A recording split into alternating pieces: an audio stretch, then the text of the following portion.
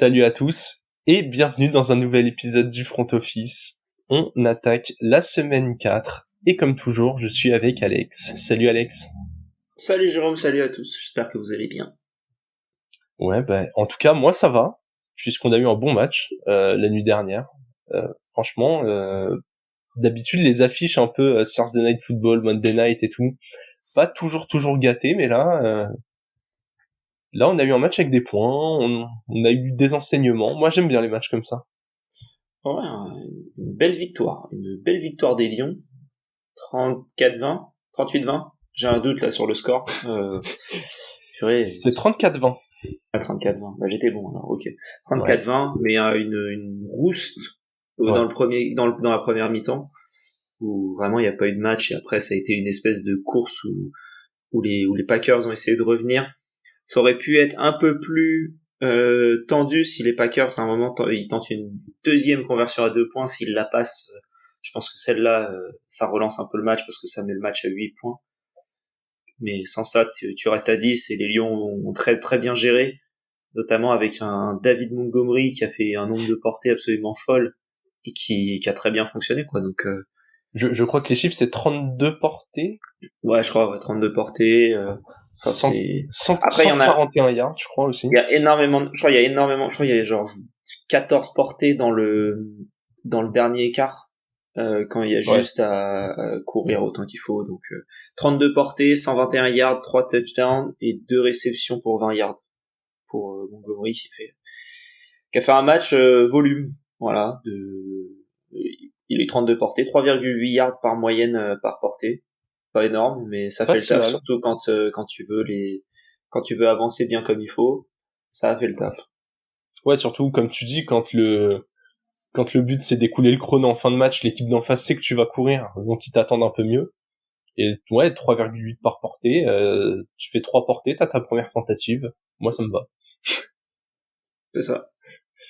Non, moi ce qui m'a pas mal impressionné dans ce match, donc je rappelle, les Lions avec cette victoire passent en 3-1, les Packers passent en 2-2. Donc les Lions prennent seuls la tête de la division et le tiebreaker sur les Packers pour l'instant. Et je les ai trouvés mais impressionnants de maîtrise, notamment en défense. Franchement, en première mi-temps, alors il y a beaucoup de joueurs des Packers qui revenaient de blessures, Aaron Jones qui a été inefficient, Christian Watson qui manque de rythme, il manquait Bakhtiari sur la ligne offensive. Ouais, qui pour le coup est en injury reserve. Ouais, et qui vu qu'il a eu une arthroscopie du genou, je pense qu'on le reverra peut-être pas en 2023. En tout cas, c'est ce que je commençais à lire. Mais Bon, au moins, il est pas là au moins pour les 4 prochains matchs, hein, ça c'est voilà, sûr. ça c'est sûr.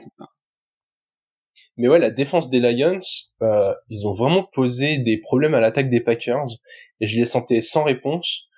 Alors, il y avait des défauts qu'on connaissait déjà. Forcément, quand Aaron Jones ne va pas bien, c'est pas A.J. Dillon qui fait avancer cette équipe. Ça doit faire 4 ans que tout le monde, tous les ans, espère que A.J. Dillon soit un joueur un bon running back, et ça fait 4 ans qu'on sait que c'est pas le cas, et qu'il garde pourtant ce poste de running back 2. Moi, j'avoue, ça, je comprendrai jamais. Et Jordan Love, j'avoue, j'ai mis aussi quelques réserves. Les stats sont peut-être assez impressionnantes depuis le début de la saison, mais j'avais déjà vu un chiffre hier qui m'avait pas fait tilter en voyant les matchs, mais il lance beaucoup de passes qui ne sont pas réceptionnables, et du coup j'y ai fait attention sur le match d'hier, et c'est vrai que des fois, quand la passe commence à être longue, même si le joueur est tout seul, la passe est pas précise, quoi. Et face à une défense des Lions qui a bien contenu la course et qui ne s'est pas fait ouvrir à la passe, qui a été très bonne aussi, bah les Packers ils sont arrivés à la mi-temps, ils avaient trois drives de retard. Pour moi le match il était fini, hein. Ils ont fait un bon baroud d'honneur, mais les Lions je les ai trouvés vachement en maîtrise. Ouais, clairement, ouais, c'est exactement ça. Ils ont été très bons, ils s'en sont bien sortis. Moi, c'est Aidan Hutchinson qui m'impressionne et Ouais. dans cette défense où on savait, hein, c'était le numéro 2 de la draft qui était senti numéro 1 l'année dernière. Donc, pas cette draft-là, l'autre d'avant. Il est tombé en 2. Ouais, c'est Travon Walker je crois qui a été pris en 1 Ah, par les Walker, il a Jets, été plus loin. et Oui, qui est après c'est Stingley, donc oui, c'est ça. Donc, et qui est un bust complet pour l'instant. On va lui laisser du temps, mais Travon Walker c'est je crois 127 snaps, zéro pression. J'ai cru voir passer un chiffre comme ça, genre vraiment c'est un monstre physique qui ne comprend rien au foot, quoi. ouais, en gros, c'est un mec de 16 ans dans un bar, quoi. Il envoie 127 snaps et il prend aucune pression. Ah Ok. Mais oui, c'est voilà. Donc non, mais Aidan Hutchinson pas mal. Moi, j'ai une question que j'ai envie de poser au Lyon. Pourquoi vous draftez un running back en 12 quand vous voulez pas le faire jouer? Alors je sais, il faut le mettre doucement dans le rythme, etc. Sauf que en 8 portées, il va pour 40 yards. Donc si tu lui donnes 32 portées par une règle 2-3, ça lui fera 160 yards. Moi, je suis persuadé qu'il est capable de les avoir, parce que si tu lui donnes plus de portées, je pense qu'il peut aller plus loin que Montgomery sur beaucoup de choix. Montgomery, sur ses 3 touchdowns, il y en a un qui doit jamais mettre parce qu'il fait un choix absolument mauvais sur le deuxième où il fonce dans un joueur alors qu'il a un trou. Et c'est surprenant quand en 6 t'aurais pu drafter un Jalen Carter dont on a parlé au précédent Rewind qui était disponible en 6, qui est tombé en 9 en 8 chez les Eagles, ou en 9, je crois en 8, 9 en 9 chez les Eagles, donc t'aurais pu le prendre en 6. J'entends que le trade down était intéressant parce que t'as notamment récupéré Sam Laporta ouais. avec les Cardinals, donc ok, mais quand tu prends un running back aussi haut, c'est pour l'utiliser à fond, ou que t'as un plan de jeu qui est basé sur la course absolument, ou que si c'est pas le cas, que c'est un super pass catcher. Et j'ai l'impression que c'est un peu tout ça, et en même temps ils veulent pas l'utiliser. Je suis assez surpris. Ouais, après c'est l'analogie que j'aime faire, mais les premiers matchs des saisons rookies d'Alvin Kamara et Christian McCaffrey, ils avaient moins de 50% des portées de leur équipe aussi. Là, je pense que le déséquilibre, il a été vachement marqué par l'avance des Lions, et du coup, quand tu sais que tu dois courir droit dans le mur, t'as peut-être envie d'envoyer Montgomery plus que Gibbs. Oui, bien sûr. Mais je comprends ce que tu veux dire. C'est du non, mais c'est que c'est pas le premier match, quoi. Ça fait un petit moment que c'est comme ça, ouais. et enfin, ça fait un petit moment. Il y a eu 4 matchs, les 4 matchs c'est ça. Et là, et même quand Montgomery était pas là, tu continues de mettre, Gibbs, tu l'utilises toujours pas. Je trouve ça surprenant pour un investissement de premier tour. Ouais. Mais ce qui est d'autant plus surprenant, c'est quoi, tu le draftes en 12 après avoir lâché d'Andre Swift, qui, si c'était pour avoir 25% des portées et des réceptions, faisait très bien le boulot. Ouais. Et donc t'aurais pu te renforcer ailleurs. Donc ouais, je suis d'accord avec toi, c'est là-dessus. C'était une des surprises au moment de la draft aussi, où on se disait, pour le premier jour, mais qu'est-ce qu'ils font? Ils Ouais. avaient tradé DeAndre Swift pour prendre Jahmyr Gibbs, ils avaient pris, comment il s'appelle, Jack Campbell au premier tour, alors qu'ils auraient sûrement pu le choper au deuxième. En fait, c'était tout des trades un peu bizarres. Au final, ça fonctionne plutôt pas mal, hein. Ils sont en 3-1, donc bien joué. T'as quand même des petites réserves, je trouve, sur cette équipe des Lions. Ouais. On reparlera peut-être du dossier Jared Goff sur d'autres matchs, mais il m'a pas totalement rassuré non plus sur cette rencontre. Je pense qu'on a fait le tour pour le Thursday Night Football. On va pouvoir attaquer la preview de la semaine 4. Tu vois ce livre? Ce livre prédit l'avenir. Il contient tous les résultats de tous les événements sportifs jusqu'à la fin du siècle. Et comme toujours, on attaque avec le match de la semaine. Et là, contrairement à la semaine dernière où on était sur des franchises de la loose, là, c'est du haut niveau. On a les Dolphins en 3-0 qui vont sur le terrain de Bills en 2-1. Et ouais, on est sur un choc du haut de la FC. Alex, voilà, tes Dolphins en match de la semaine. Qu'est-ce que tu vois sur ce match? Bah, c'est logique, voilà. On a la meilleure équipe de la ligue d'un côté et les Bills de l'autre. Donc, non, mais globalement, moi, il y a aucune équipe qui m'impressionne plus que les Dolphins depuis le début de saison, parce que l'attaque est monstrueuse mais la défense, bon, c'est ça qui, en fait, l'attaque compense la défense, et ça, c'est quelque chose qui me fascine. Okay. Même quand contre les Chargers, ils se sont fait ouvrir en défense, ils ont gagné le match. Là, contre les Broncos, ils en ont mis 70. Compliqué à arrêter. En fait, ils ne s'arrêtent pas. Ouais. Il y a un sentiment de non-pitié vis-à-vis des adversaires. Même les Broncos, qui étaient en 0-2, qui vont jamais aller se battre pour la division, enfin pour la conférence, une place en playoff et tout. Non, on les assomme, on les détruit. Et du coup, je pense que ça va être un match offensif des deux côtés qui peut être très intéressant. Je rebondis sur quelque chose que tu as dit à propos de meilleure équipe de la ligue. Si je te demande de classer Dolphins, Niners et Eagles pour l'instant, oui, c'est vrai. Les mets comment? Il y a les Niners. Je mets les Niners en 1, je mets les Dolphins en 2, je mets les Eagles pas en 3. Ok, t'as une autre équipe en 3. Ok. Ouais, mais je sais pas qui, mais pas les Eagles. Ils me rassurent pas ce début de saison. Ok, mais ils sont en 3-0. Ah oui, si on prend les équipes, ok, si on prend que Non, les équipes en 3-0, je prends pas que les équipes en 3-0, mais voilà, je veux dire, même sans être rassurant, ils ont quand même tellement d'avance sur pas mal d'équipes que pour l'instant, tu vois, justement, pour rentrer un peu dans ce match, ils jouent contre des Bills, donc ils sont en 2-1, qu'on perd juste semaine 1 en prolongation contre les Jets. Bizarrement, la seule victoire des Jets, c'est celle où on a un petit peu vu Aaron Rodgers. ouais, pas longtemps. Pas longtemps, mais visiblement, ça a suffi pour donner assez d'élan. Depuis, ils ont bien mis le frein. Des Bills qui ont bien rebondi depuis, qui ont notamment atomisé de très faibles Commanders la semaine dernière. J'ai l'impression qu'ils commencent à trouver un peu de rythme, parce que la défense des Commanders, elle est pas élite, mais elle est clairement pas bottom de la ligue non plus. Et du coup, je suis curieux, t'en as parlé un peu, de voir le niveau réel de la défense des Dolphins, qui avait quand même pris cher contre les Chargers. Hein, c'est un match que les Dolphins auraient pu perdre. Quand on sait que les Chargers sont pas l'équipe la plus brillante de la ligue pour l'instant, même si l'attaque est impressionnante. Voilà, j'ai l'impression que ça a une bonne odeur de test, quoi. Comme pour l'instant, les Dolphins, ça a joué qui? Les Dolphins, ça a joué en semaine 1 les Chargers, en semaine 2 les Patriots et en semaine 3 les Broncos. Et globalement, Je suis d'accord avec toi, ça a pris 34 points contre les Chargers, ça a pris 17 points contre les Patriots, et là ça a pris même 20 points contre les Broncos. Alors, ils les ont laissés beaucoup sur le terrain, vu qu'ils ont marqué beaucoup. Et très vite. Et voilà,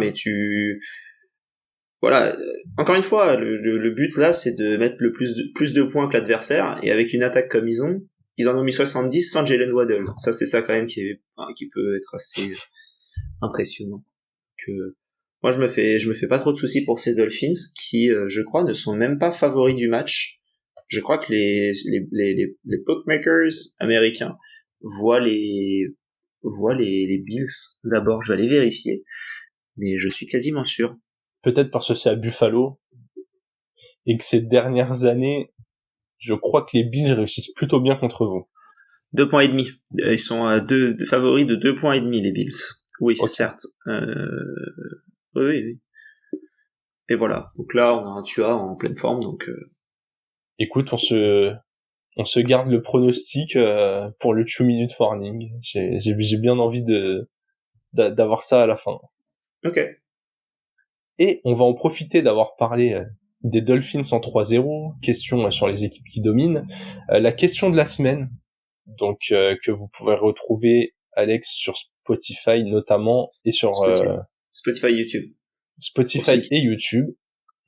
On va vous demander qui est pour l'instant votre favori au titre de MVP. Donc voilà, savoir un peu qui, selon vous, pour l'instant, mène cette course. Essayez de répondre avant les matchs de la semaine 4, qui pourraient éventuellement rebattre les cartes en fonction des résultats. Là, pour l'instant, à la volée, comme ça, si tu devais citer quelques joueurs, qui est-ce que tu aurais envie de mettre dans ce panier? Tua et CMC. Ok, Tua, CMC. Ça me... Après, c'est les 2 joueurs qui ont été élus AFC et NFC Player of the Month, donc je prends peu de risques, mais voilà, moi, c'est les 2. Tu es pragmatique. Ouais, et toi? J'ai bien envie de mettre Hurts là-dedans, j'ai bien envie de mettre... Hurts, moi, je le trouve pas bon sur ce début de saison. Ah ouais, ok. Moi, je trouve que malgré tout, il gère quand même bien les problèmes d'ego de son équipe. Genre là... Ouais, mais ça gère. Ouais, mais du coup, le mec est en 3-0, il fait aucune erreur, il met des TD, statistiquement, c'est bien. En fait, il y a pas mal de bons joueurs qui mériteraient d'être dans cette discussion, mais qui sont dans des équipes qui puent, quoi. Justin Herbert, il est impressionnant, mais ça gagne pas. Et un autre Justin Jefferson, qui est sans lui, les Vikings seraient rayés de la carte pour l'instant. Franchement... Enfin bon, n'hésitez pas à nous partager ça. Même Tyreek Hill, d'ailleurs, chez les Dolphins... Et sur des bases ultra intéressantes. Donc voilà, n'hésitez pas à nous partager votre avis, ça va être intéressant d'avoir les réponses sur ce sujet. En parlant de MVP, un nom qu'on n'a même pas cité, mais on va attaquer Focus équipe. On commence avec les Kansas City Chiefs de Patrick Mahomes, qui sont en 2-1 après avoir perdu le match d'ouverture contre les Lions. Alex, on est d'accord là-dessus, l'ambition en attaquant la saison, c'est le titre, rien d'autre. Ils l'ont gagné l'année dernière, donc à partir du moment où tu le gagnes l'année dernière, si tu le gagnes pas cette année, c'est moins bien que l'année dernière. Voilà. Pragmatique. Ouais, puis quand t'as Mahomes sur ses deux jambes, Kelsey sur ses deux jambes aussi, Chris Jones sur ses deux jambes, t'as un peu ta colonne vertébrale, maestro, joueur offensif, joueur défensif. À partir du moment où t'en as pas perdu, tu pars du principe que t'es... Est-ce que c'est les favoris? Est-ce que c'était pour toi les favoris numéro 1 avant d'attaquer la saison? Au titre? Ouais. Non. Ouais, je suis assez d'accord. Parce que je les vois, parce que l'AFC est trop dur en fait. Ouais. Encore une fois, on en parlait lors de notre épisode des trophées individuels, où on n'arrive pas à se projeter sur le candidat en AFC pour le Super Bowl. Et donc pour moi, au début de saison, c'était plus les Eagles. Ouais. Maintenant, ce sera plus les Niners. Mais voilà. Ouais, je suis assez d'accord. En tout cas, avec Mahomes, tu fais automatiquement partie du pool de favoris, mais c'était pas the favori. Et écoute, moi, ce début de saison, il me paraît plutôt ok, ça commence tranquillement, mais je suis pas totalement rassuré non plus, tu vois. J'espère qu'il y aura du mouvement dans le roster, parce que encore une fois, je les trouve pas très très profonds. Et ouais, dès que t'as un bobo, et c'est encore plus sur un joueur majeur, l'équipe, t'es un peu en mode, bah, vas-y Patrick, sors ta magie, mais jusqu'où ça va aller, quoi. Sans Chris Jones, c'était cata contre les Lions, je trouve. Ils se sont fait ouvrir. Depuis que Chris Jones est là, c'est mieux. Sans Kelsey, l'attaque, c'est nul. Enfin, Mahomes fait ce qu'il peut avec les bouts de bois qu'il a. Là, c'est la citation de Sir Alex Ferguson, donnez-moi Zidane et 10 bouts de bois et je vous gagne la Ligue des Champions. Je pense qu'Andy Reid, là, il a envie de tester avec Patrick Mahomes, 9 bouts de bois et Travis Kelsey. Pour l'instant, ça fonctionne. J'exagère à la ligne, etc. Mais au niveau des récepteurs de ballon, c'est pas ouf du tout. Pour moi, là, ils sont à une fin de saison de Mahomes, Kelsey ou Jones de la catastrophe complète et de ne rien viser, en fait. Je pense que sans Kelsey, ça le ferait difficilement, mais il devrait faire un trade pour un receveur 1 et quitte à lâcher pas mal de trucs. Mais si tu perds Mahomes ou Chris Jones, très compliqué. Ouais. Après, le quarterback, c'est assez particulier. Je pense que 80% des équipes qui perdent leur QB, ça les met mal, mais ouais, je suis d'accord pour les deux autres. Ils ont un impact énorme. T'as une équipe qui tourne autour de 3 joueurs, quoi. Ce qui était moins le cas, j'avais l'impression, les années précédentes, mais là, c'est... Voilà, on est à une chanson de Taylor Swift sur Travis Kelsey que d'un coup, c'est... Voilà, quoi. Ouais, non, mais c'est pour ça que je disais que j'espère du mouvement dans le roster, parce que ouais, je pense que il y a besoin de plus de talent. Et c'est compliqué de dire ça chez les Chiefs. La ligne est bonne. J'ai vu que Creed Humphrey, depuis le début de la saison, il avait pas concédé une seule pression en protection de passe, par exemple. Mais ouais. C'est parce qu'il a joué Travon Walker, non? Ouais, notamment. Je sais même pas s'ils se sont joués, d'ailleurs. Si, il y a eu un Chiefs Jaguars. Ok. Enfin, je crois. Si, on avait dit remake du match, c'était semaine 2, je crois. Il y a 2 semaines, ouais. Mais ouais. Chiant à mourir. J'espère que qu'ils vont aller chercher un vrai top receveur. Il y en a quand même qui sont sur le marché, ou en tout cas qui pourraient rapidement l'être. Il y a quelques noms qui circulent, même si c'est que des receveurs 2, tu vois, mais un Darnell Mooney, un Donovan Peoples-Jones, ce type de genre, voire c'est pas ouf, mais c'est mieux que ce qu'ils ont pour l'instant, hein, parce que Kadarius Toney et Sky Moore ou Rashee Rice, c'est très Rashee mignon, Rice, non, Rashee Rice, c'est pas mal. Rashee Rice, tu lui donnes du temps et ça ira. Les deux autres, j'y crois pas. Mais... Ouais, mais là, t'es pas dans une timeline où t'es dans une équipe où t'as envie de donner du temps aux mecs. T'es dans une timeline où tu veux des mecs qui connaissent la ligue et qui peuvent te donner une chance de gagner. Et tu vois, si ça va... Tu mets Darnell Mooney là-dedans, ça aidera pas l'équipe, hein. Je sais pas. Why not? Je dis pas que le mec c'est un receveur 1, on sait que c'est un receveur 2, mais tu vois, c'est mieux que les morceaux de receveur 3 ou 4 qu'ils ont pour l'instant. Ouais, après tu peux aller chercher du Michael Pittman, enfin des joueurs qui sont en fin de contrat la saison prochaine, donc t'as comment dire, t'as Mike Evans qui est en fin de contrat Ouais, la moi, saison prochaine. Mike Evans, moi, si je suis fan des Chiefs, c'est mon rêve. Ouais. Il y a encore Calvin Ridley, mais il vient d'arriver. Mais voilà, Michael Pittman, Chase Claypool. Ouais. Chase Claypool, c'est pas ouf, hein. Attention, hein, loin de moi l'idée de penser que c'est bien. Hein. Mais là, on est plus dans le range Mooney, People Jones. Tyler Boyd. Ouais. Et T. Higgins? T. Higgins, ouais, mais ouais. Je pense pas que ça le fera. Non, c'est comme pour Davante, c'est un nom que j'ai pas cité, c'est dans la même division, malheureusement, mais si Davante venait à bouger, ce serait une super bonne idée. Clairement. Mais oui, renforcer en concurrence, c'est un peu compliqué pour ça qu'on était sur d'autres noms. Mais voilà, du mouvement là, et puis, un peu de mouvement dans le fond du terrain. J'aimerais bien un cornerback de plus, un peu vétéran, juste pour la profondeur. Un peu vétéran. Genre 27 ans? Ouais, un ou c'est truc, pas assez, ou c'est pas assez vétéran, 27 ans. Non, si, quelqu'un entre 27 et 30, genre, qui est assez vétéran, mais qui est pas un mec de 34 ans non plus, tu vois, qui est en train de réfléchir à ce qu'il a mal derrière la cuisse ou au genou. Tu vois, vraiment, vraiment ce spectre-là, un peu. Bah, tu veux pas docteur Maboul, quoi. Ouais, exactement. Ah ouais, surtout que, comme on l'a dit, t'as une blessure d'être en galère, donc vraiment, t'as pas envie d'aller là-dessus, quoi. Nope. En tout cas, le match de cette semaine, les Chiefs vont sur le terrain des Jets. On est d'accord que ça ne devrait pas poser trop de problèmes, même si la défense des Jets fait le boulot.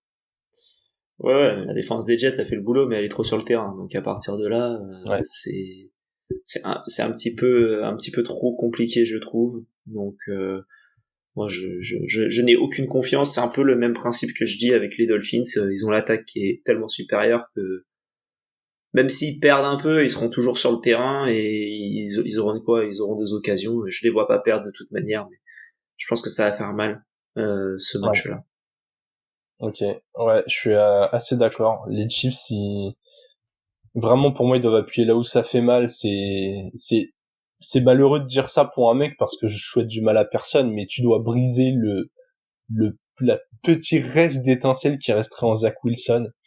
Moi, franchement, premier drive du match, je lui envoie des blitz plein la tête. Tu sais, je lui mets une pression en lui disant, mec, en fait, ta carrière de titulaire, elle est terminée, quoi. Vraiment, ouais, je pense qu'elle sera terminée sur ce match-là. Je serais pas du tout surpris de voir Trevor Siemian qui a été signé il y a quelques jours.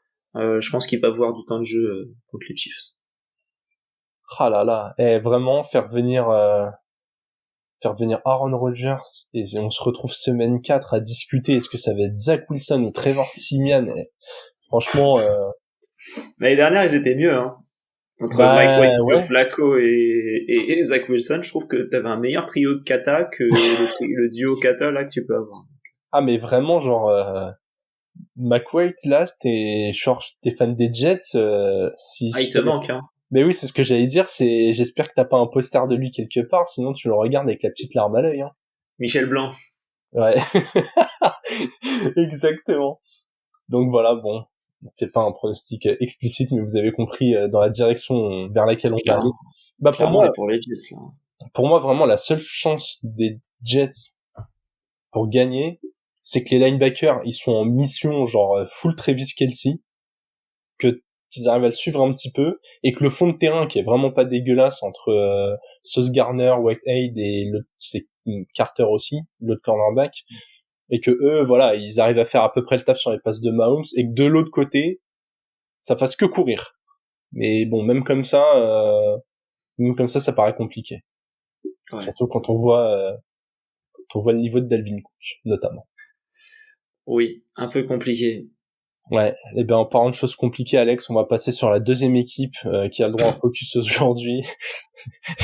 les Chicago Bears, 0-3. Voilà. Ambition en début de saison, quand même. On avait travaillé toute l'intersaison pour donner des meilleures armes à Justin Fields et voir est-ce qu'il allait passer le fameux gap des Lamar Jackson, des Jalen Hurts, des Josh Allen. Donc approcher d'un bilan positif et montrer qu'on peut construire sur lui. En lui donnant aussi une défense. Oui, une défense aussi. Il y a eu alors, ça se voit pas sur le terrain, mais il y a eu des investissements. Voilà. Ouais, voilà, c'est ça. Bah ça, au final, il y a rien qui va. Hein. Il y a Alan Williams, le defensive coordinator, qui a démissionné. Après, ça te fait aussi, comment dire, il y a eu le SWAT qui est allé à sa maison. On sait pas trop pourquoi, c'était un peu bizarre ce truc-là. L'attaque, il y a rien qui fonctionne. Justin Fields, c'est le fantôme de lui-même, et déjà lui-même, c'était pas fabuleux l'année dernière. Alors son fantôme, c'est loin d'être mieux. On dirait qu'il joue avec des chaussures de ski. Il court pas. Non mais il court que quand vraiment. Enfin, on dirait voilà, ça y est, la piste rouge, elle est disponible. Il avait pas mis ses skis, et il court avec ses skis à l'arrache pour aller jusqu'à la piste. Et voilà. Mais sinon, on dirait, il ne veut pas courir. Il y va que quand il faut vraiment lui mettre des plots pour lui dire c'est là la course. Sinon, il y arrive pas. Il faut des lunettes Google, sinon. Avec de la réalité augmentée. Augmenté, sur le terrain, genre, C'est comme sur Madden. Madden, t'appuies sur L2, tu sais, et tu vois les tracés de tout le monde. Enfin, en fait, c'est ça qu'il lui faut. Mais il lui faut sur dans les yeux, quoi. Non, je comprends pas. Justin Fields, il y a ce play qui tourne, qui a beaucoup tourné sur Twitter après la semaine 2, je crois. Où t'as on en a déjà parlé, mais DJ Moore qui était tout seul, et même Fields aurait pu courir s'il avait envie. Il prend je sais pas combien de temps, et ensuite au moment où Moore est tout seul, il se dit ah bah tiens, je vais aller courir, sauf que ça s'est refermé devant lui. C'est moche, et je pense que Matt Eberflus il va pas tenir longtemps à ce rythme-là, hein, parce que je crois qu'ils sont sur 10 défaites consécutives si tu prends la saison dernière en plus, si ce n'est plus d'ailleurs. Donc ouais, cata. Ouais, et franchement, j'arrive pas à comprendre le problème. Tu l'as dit, défensif coordinateur qui démissionne, histoire bizarre autour de lui. Eberflus qui était censé être mieux que son prédécesseur. On voyait des petits signes encourageants malgré les défaites la saison dernière, mais là il y a plus rien. Et Justin Fields, vraiment, pour ceux qui ont regardé Harry Potter, Rip Dumbledore d'ailleurs, j'ai l'impression que les détraqueurs, ils sont venus autour de Justin Fields, ils ont avalé son âme. Le mec est vide. C'est Dudley. On dirait Dudley dans Harry Potter. C'est Dudley, il est là. Non mais vraiment. Et pourtant, j'adore Fields. Moi, vraiment, je croyais en lui. Et c'est pas fini, hein, il a toujours moyen de se réveiller. Mais t'as l'impression il a la balle dans la main comme ça. Il scanne le terrain, il comprend pas ce qui se passe, il lui faut 18 secondes. Du coup, personne a 18 secondes. D'habitude, lui, il arrivait à se les donner. Il courait, il pouvait faire 10 fois le tour de son terrain sans que personne l'attrape. Mais là, comme tu l'as dit, c'est même pas il a les chaussures de ski, il est bloqué dans les après-ski très très lourds et après-ski qui sont coincés au fond de la neige. Genre, le mec ne fait pas 2 pas. Vraiment, je ne comprends pas ce qui se passe. Au bout d'un moment, même si les plays fonctionnent pas, genre prends tes jambes, improvise, fais quelque chose. Mais là, il n'y a rien. Il n'y a rien. Il est bloqué de chez bloqué. Et je sais même pas ce qui lui permettrait de s'en sortir. Je sais pas. Je n'en ai aucune idée. Parce que là, même quand tu réfléchis un peu au landscape des coachs disponibles, il y en a pas un qui te dit tiens, pourquoi lui il est pas dispo. Bah, étudions les options. Tu peux encore changer de coach, mais visiblement on a vu que le problème de base c'était peut-être pas ça, même si là Eberflus, je suis pas fan de ce qu'il fait. L'année dernière, Fields, il arrivait au moins à s'exprimer. Après, les armes, on lui en a mis. Alors, est-ce qu'il arrive à se connecter ou pas? Est-ce que avec DJ Moore, il y avait un début de quelque chose? Les autres receveurs, on n'en voit pas un. Coleman, on le voit quasiment pas. Claypool, je sais même pas s'il joue. J'arrive même pas à savoir s'il est blessé ou pas. Darnell Mooney, pareil. Enfin, on n'en sait rien. Il a des connexions pour faire un petit check-down à son running back à côté de lui. Et après, tu vas pas le bencher, genre, est-ce que vraiment on en arrive là, on tente un électrochoc, on lui dit, écoute, genre, redescends en pression, souffle, vide-toi la tête, et tu sais, limite, tu le benches, tu l'envoies en vacances, et tu l'envoies en vacances 10 jours, et tu mets le backup sur le banc, mais j'ai l'impression qu'il lui faut un reset mental. Là, vraiment, les Bears, ils vont nulle part. Ouais, y a rien qui est très fascinant, là, je trouve. Motif d'espoir, tu reçois les Broncos cette semaine, et est-ce qu'on n'est pas sur un affrontement avec les deux pires équipes de la ligue pour l'instant? Bah en tout cas, c'est les deux équipes où quand on a fait le sondage la semaine dernière sur les équipes qui déçoivent le plus, enfin la semaine dernière mardi, lors du rewind, c'est les deux équipes qui sont arrivées en tête, les Broncos et les Bears. Donc ouais voilà, hein, on vous garde le meilleur pour la fin. Broncos 0-3, Bears 0-3. Oui, mais ça va être un match où je pense que pour le coup, on va peut-être revoir quelque chose, soit de la défense des Broncos qui s'est fait complètement détruire par les Dolphins et même par les backups des Dolphins, soit l'attaque des Bears, parce que je trouve que l'attaque des Broncos est pas ouf, mais elle est pas non plus nulle, Ouais. et l'attaque et la défense des Bears, bon c'est pas fabuleux non plus, mais ils ont quand même joué des grosses cylindrées. J'ai hâte de voir si c'est la défense des Broncos ou l'attaque des Bears qui va réussir à se relancer avec ce match. Ouais, on dirait pas match ultra riche en enseignements. J'ai l'impression que l'équipe qui perd, sa saison est genre déjà terminée, quoi. Surtout les Broncos, ouais. Mais pour moi, même les Bears, hein. Ouais. T'as les Lions devant qui caracolent en tête et tu vas pas aller chercher un bilan équilibré.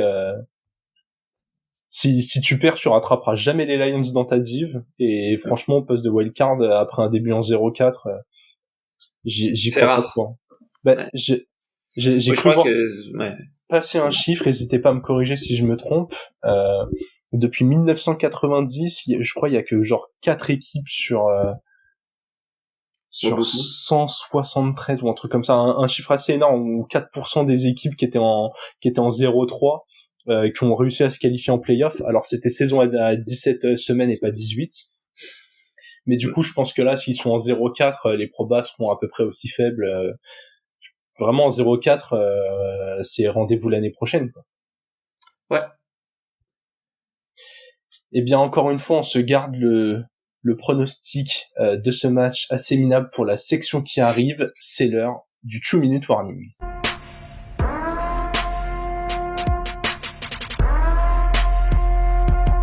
Et dans cette section, vous en avez l'habitude, Alex prend la main avec la liste des matchs, on déroule les matchs, et puis on essaye de donner le prono le plus accurate possible. J'espère que t'es prêt et que t'es un peu plus vif là que les semaines dernières où tu aurais prendre 15 ans à répondre à chaque truc. Donc hein, allez hop, Vas-y, on va essayer. tac au tac. Falcons, Jaguars. Jaguars. Dolphins, Bills. Dolphins. Broncos, Bears. Broncos. Ravens, Browns. Bengals, Titans. Bengals. Rams, Colts. Rams. Allez. Colts. Bucks, Saints. Les Bucks. Les Saints. Commanders, Eagles.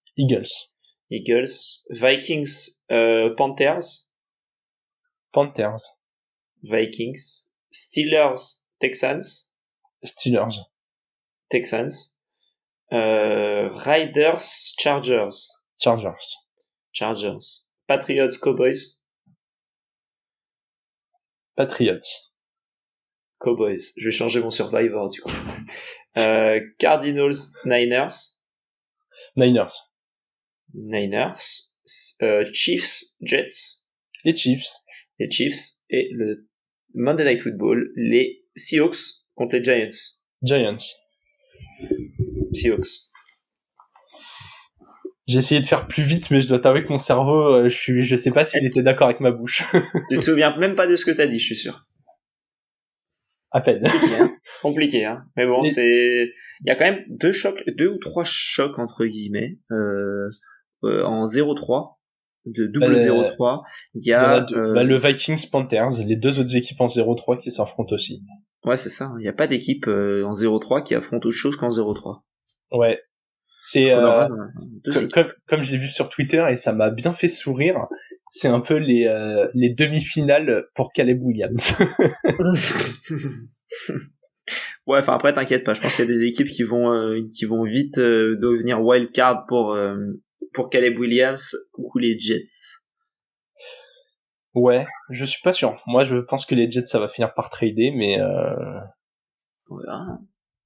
Mais intéressant là, cette semaine je sais pas, je sens pas mal de pièges. Je sens la semaine un peu bourbier. C'est pour pas mal d'équipes. Ouais, là, pour ceux qui sont encore en Survivor éventuellement avec nos amis des Fantasy Ballers là sur ESPN, je suis avec vous. Je suis toujours là depuis les 3 semaines, je tiens. Et là c'est un peu compliqué de savoir sur qui tu mises sans dire ouais je mise les Chiefs quoi.